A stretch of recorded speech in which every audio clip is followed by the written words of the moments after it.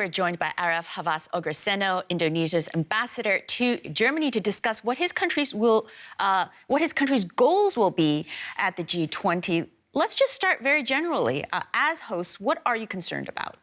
We have three main agenda. Number one is the global health architecture. Number two is the digital transformations. And number three is the energy transition. These are the three big agenda that we are proposing, and we have already worked this for almost 1 year. And it so happened that our three main agenda coincides with the agenda of the German G7. So we have been working very closely with Germany. As a matter of fact, our president was invited to a G7 summit in Schloss Ilmenau last June. So it was a very good cooperation with Germany on how we coordinate these three big agenda. Now, Ambassador, those are the three big agendas, but of course we're sitting here in Berlin, so you have to allow me to ask. I understand that your president had expressed an interest in trying to mediate between Putin and Zelensky, and in fact he invited both leaders. I don't believe either of them are going. But what role do you see your government playing in this conflict, and why?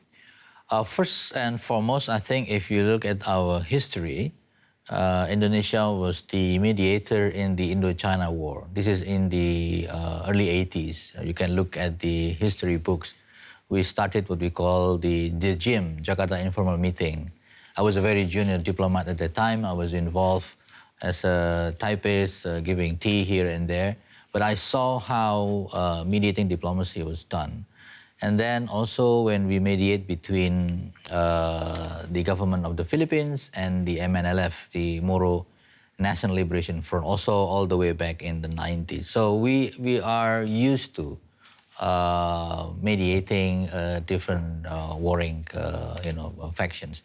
Now we look at the war in Ukraine is a war that actually exacerbates the previous crisis.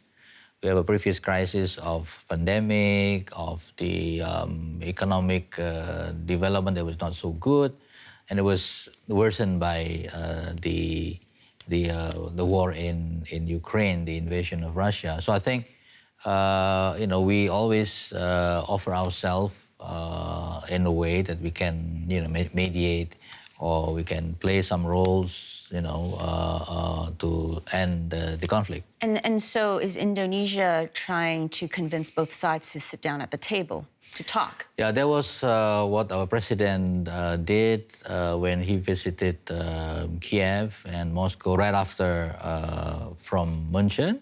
So he offered our goodwill. If they are willing to, then we are open to facilitate. It's very tricky because trying to convince two sides to talk, but I'll just give the analogy. It's as if somebody walked into a house with a knife, started, killed off the parents, and is actively knifing the brother and is trying to tell the sister to sit down and have a talk, right? I mean, the challenge is just quite large.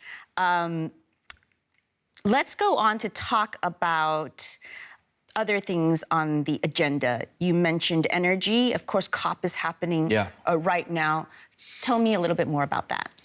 I think the first good news, I would say, is that Indonesia is ready to be partner with G7 on the Just Energy Transition Partnership. It was announced in COP, so it is part of our work also here in Berlin. And we will continue discussions on that. We will be part of it. And we are also open to the German idea of the climate club. So Indonesia is also open to be part of the climate club. So we are ready to negotiate on this particular issue. Now, at the G20 issue, of course, energy transition is also a very important aspect that we put forward. We look at the impact of energy currently with the climate change, for instance. So, we hope that the meeting next week will come up with a very concrete idea on how we deal with that. Now, specifically on COP, of course, there's the financing issue, right? Yeah, there's a financing issue. But I think for Indonesia, we revise our target. We are much more ambitious. We are able to do it by ourselves all the way up to 31% in mitigating our emission target. And if assisted by other countries, we can go to 43%. Previously, the number was only 28 and 41%. Now, the question is, of course, financing. Right.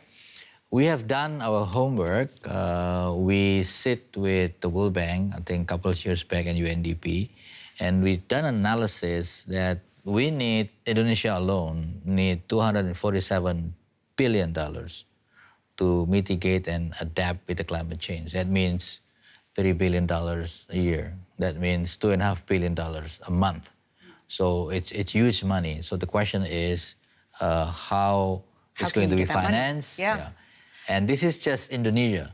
Right. Not the whole... rest of the global south. Exactly. So this is, I think, the big issue. It's going to be a really big challenge. Yeah, and I think, frankly speaking, you know, my personal view is that no one is going to come out with $100 billion or $200 billion in terms of just charity. It has to be some mechanism. So I think the issue of the mechanism is the most difficult part here. Got it. Yeah. Ambassador, thank you so much for your time. You're welcome.